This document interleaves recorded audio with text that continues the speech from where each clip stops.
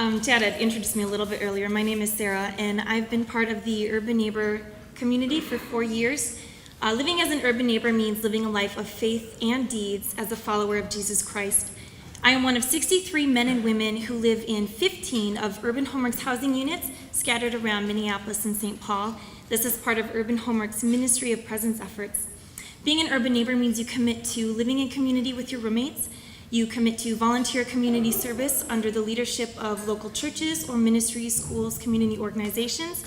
And you also commit to being a learner, learning about issues of poverty and our response as Christians to them. If there's one thing I have learned through my time as an urban neighbor, it's that people want to be seen and known for who they really are. It's easy to shove people in the city into boxes: the poor, welfare moms, gangbangers, addicts, the homeless. During my years with Urban Homeworks, I have learned to see people more like how Christ sees them.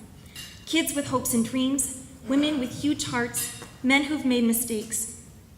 When you enter into a relationship with someone, you get to really see them and know them.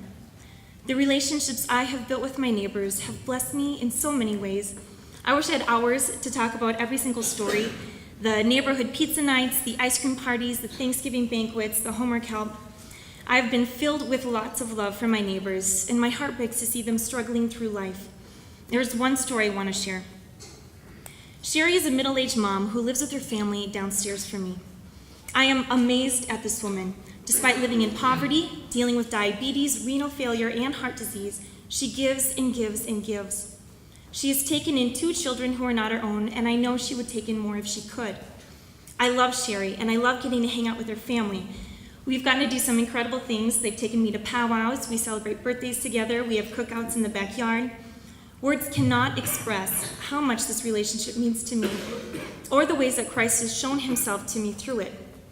For a woman to be dealing with so much and to still have the heart to remember my birthday, it just blesses me. Last year, she and her family bought me matching Native American earrings and a necklace, and she had her entire family sign the card, said how much they love me and that they love me like I'm part of their family. It is so humbling and inspiring to know such a person. You know, I'd like to think of myself as an agent of change in the city, but it is Sherry that has changed my life by being such an example of love, dedication, and perseverance. All that to say, we're not just neighbors anymore. I know Sherry and she knows me. I know her favorite color is red and she likes to dress babies in old-fashioned clothes. She can tell when I've had a bad day at work or if I have a new crush. There are not many secrets between us anymore. So when I get a call at 11:30 at night and Sherry is wanting to come up for a cup of tea, I know there is more to it than that. So I get out of bed, I put on the kettle, and I hug Sherry as she tells me how her oldest daughter is dealing drugs again, her son is back in jail, she can't afford her heat, and she doesn't know how she's going to make it. Now, I want more than anything to fix things for her, to make her pain go away, but I can't.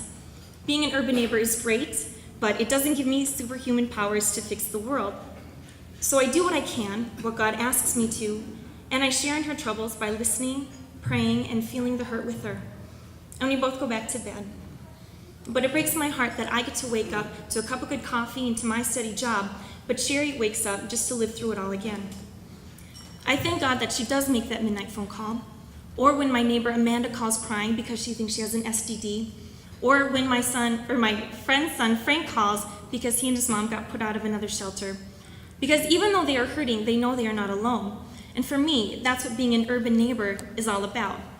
In my attempts to live like Christ, I get to see people, the welfare moms, the gangbangers, addicts, and homeless, beyond the circumstances that got them those taglines. I get to journey through life with them, sharing in their burdens when the load gets heavy, celebrating with them in the times in between. Thank you.